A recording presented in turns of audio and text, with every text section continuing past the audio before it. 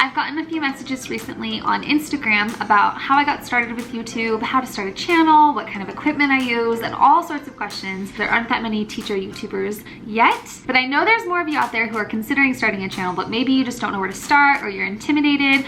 So I just want to give you guys kind of like a starter pack video of everything that I wish I knew so that you guys can start one too, and we can grow this community together and all learn from each other. Okay, so the first thing you're probably wondering is what kind of camera to use. So you can go one of two routes. You can go the route of using your phone, which honestly, I just got the iPhone 11 and the camera quality is so good that you could easily take videos on your phone. I will say if you are planning on using your phone to record, make sure that you hold it like this instead of like this. If you don't record it like this, it's gonna be that really small video with all the black on the side, and then your video is gonna be really small. It's gonna be hard for people to see. So I just looked it up on Amazon, and the exact same camera that I have, same model, everything, is $567, but it comes with this whole accessory pack. So it has a 64 gigabyte memory card, it has a tripod, it has an extra battery, which you will definitely need, and it actually comes with the same tripod I have. But this is actually a really good deal. I'll link this down below. So the next thing that people asked me about was if I used a microphone to film. I do not. I think the sound quality on this camera is really good. Although sometimes when I'm holding it and vlogging, instead of holding the tripod or just setting it down somewhere, I accidentally cover the microphone, and then that's why it sounds kind of distorted. Most of the things that I film are in my classroom, or were anyways when I could go there. But if you're gonna be doing a lot of sit down videos like this, then you might wanna invest in that. Okay, the next thing people ask me about is editing software. This is probably the hardest part of starting a YouTube channel, having to teach yourself this new skill. I will be honest, it is tricky and there's a learning curve to it. So if you're starting out and you're getting frustrated by that process, know that you are not alone. When I first started my channel, it took me so long to edit my videos that I was like, there's no way that I can keep up with this. But I think that was due to a couple different things. One, I was so nervous that I would take multiple clips of saying the same thing or similar things in different ways because I wanted it to come out right. And so when I was editing, it took so long because I was watching myself do the same thing over and over. Or if I would make a mistake, instead of just pausing and then continuing from where I left off, I would start the whole thing over, and it was a long process. So I would definitely recommend giving yourself a little grace in that area. Don't refilm everything. When I first started my channel, I had a PC. There is Windows Movie Maker on the PCs that you can use, but honestly, I just didn't like it. So I just looked up one night how to edit YouTube videos on a PC, and I found this program called Lightworks free. I will be totally transparent with you guys. It is not very user-friendly. It is totally free, which is awesome because there are a lot of really good programs out there, but they're spendy, like Final Cut Pro. But if you're just looking for something free that you can use, I would definitely recommend checking this out. The only reason that I'm suggesting this, even though it is not very user-friendly, is because there are YouTube tutorials for literally anything that you could want to learn. And I really tried to look at it kind of like the same way that I do with lesson planning. What's the overall standard? Making a YouTube video. What do I need to know first in order for me to be able to make this? Okay, the first thing I need to know is how to import videos into Lightworks. So I'd go to YouTube and look up how to import videos on Lightworks. Get it imported. Next thing I need to know how to do. How to import them into the queue once they're in the program. Okay, so I YouTube that, got it. How to make a cut on the video. YouTube that, got it. How to add music. Okay, got that. And I would just go step by step until I had a completed video. Don't get overwhelmed. It's totally okay if you suck at it at first, because I've been doing this for a year and a half and I'm still not great at it. So it's okay if it takes you like 10 hours to edit a YouTube video, because now I have a MacBook and I have iMovie. It is so simple. Seriously, anything that you want is clearly labeled. Easy to use, and again, just like the Lightworks videos, there are even more videos about how to use iMovie and how to make edits. Okay, the next thing people ask me about is lighting. A lot of people have like those fancy light rings. Most of the videos I do are in my classroom and they're vlog style, so I wouldn't need a light ring. And then the ones that I do at home, I usually just plot myself in front of a window like this or somewhere that has good lighting and then just film during the day. Oh, another reason I don't really like the light rings is because I feel like they leave a little circle in people's eyes, like you can see the reflection of the light, and I don't like how that looks. I feel like it gives it an unnatural look. So, okay, the next thing I'm gonna tell you guys is how to put music on your videos. So if you didn't already know, if you're on YouTube, you cannot use copywritten music. I couldn't just put like a Beyonce song in my intro, although I wish I could because it's my girl. My video would not be able to monetize. And I think not even just monetization, but that's such a hard word to say. Monetize.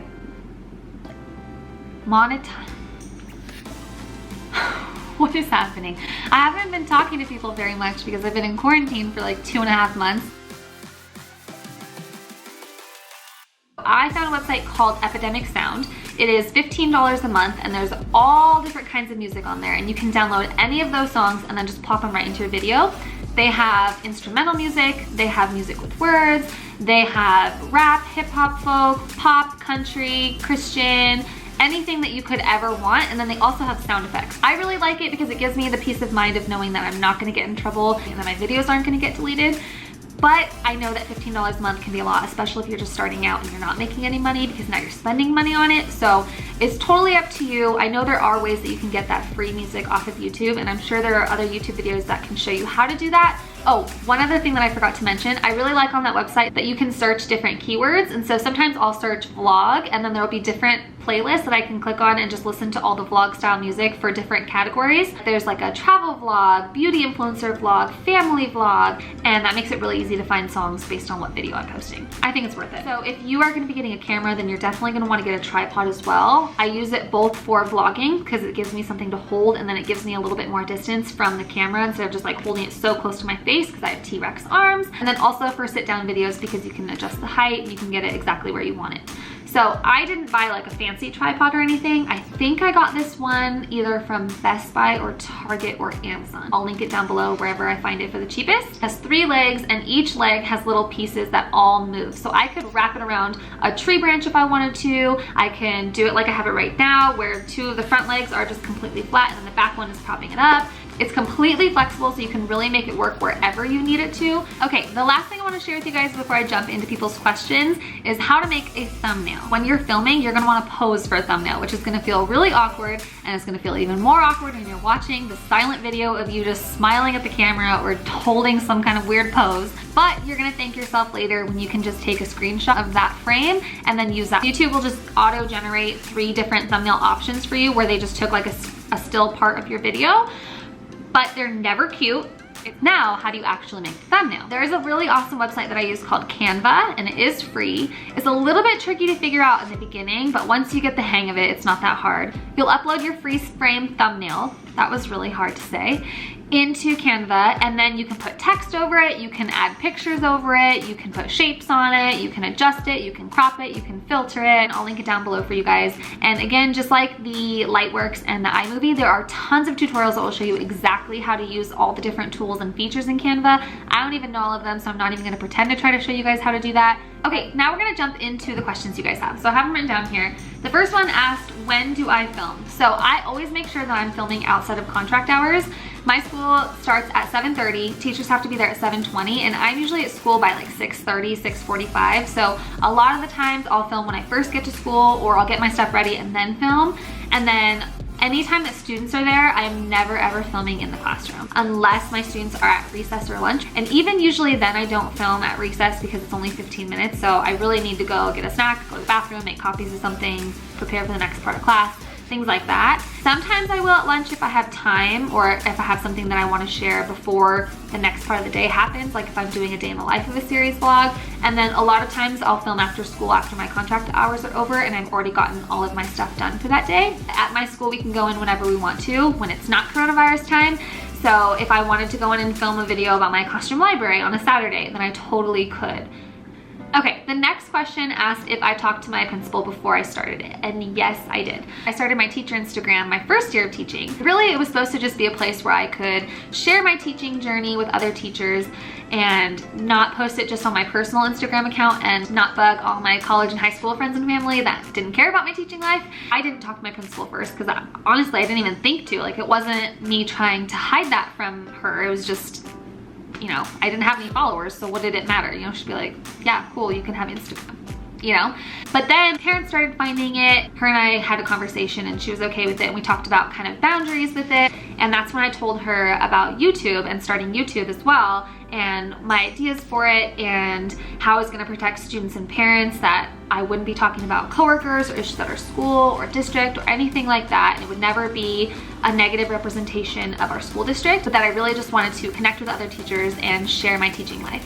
And she was totally supportive. And actually I talked to my superintendent about it too, and he was totally on board. And actually we sat down and had a whole conversation and kind of like a little workshop with him about how he could start an Instagram to share with other superintendents. I'm in a really small school district, so it's not as big as if I was in like LA County where there's hundreds of schools. I would definitely talk to your principal about it and just make sure that you're reassuring them that you're going to follow all of FERPA laws, that you are going to protect students, parents, coworkers, admin, and the school district, what kind of things you want to share about and why it's important for you, and hopefully they'll be on board. But I think they'll definitely be on board if they have a heads up and know about it first instead of hearing about it from one of your coworkers or a parent, or if someone is unhappy with a video or something like that. Someone else also asked me if parents and students know about my YouTube channel, and the answer is yes. One of my coworkers found out that I had a channel because they followed me on Instagram, and then they shared that with a couple other parents, and then students started finding out, and it's not something I ever talk about. Most of my videos are geared towards teachers and helping share this experience with someone else who's also going through it. So it's not something that I feel like I need to talk to students and parents about. If they want to watch and support, awesome, but it's not something that I just like willingly share with them.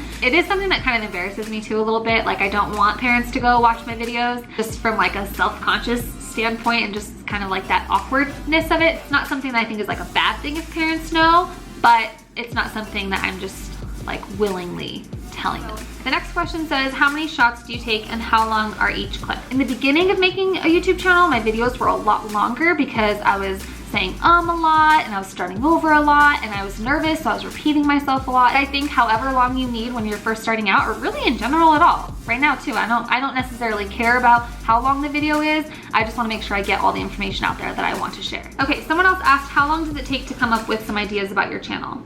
I try to just film things as they come up. So like right now I'm making this video because someone just messaged me and asked me how to start a YouTube channel and was asking me about like my camera and all kinds of things.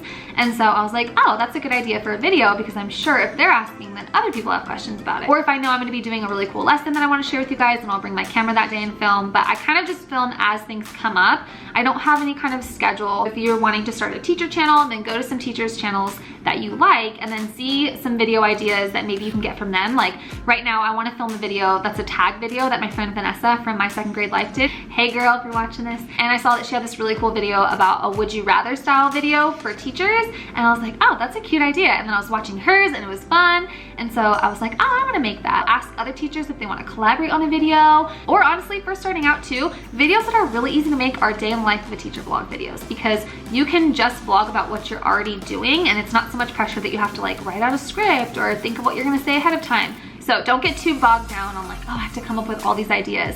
Just share what you're already doing. This is your channel, so post whatever you want to post. If there's a video that you want to make, even if it's not a popular video on YouTube, it doesn't matter, because this is for you. And so if it's something that you're passionate about, or you're excited about, or you think would be fun or interesting, or you're hoping can help someone, or that you want to make because it's therapeutic for you or whatever, don't worry too much about like, oh, what are people going to think about it? Or is this going to be well received? Or is this going to get a lot of views?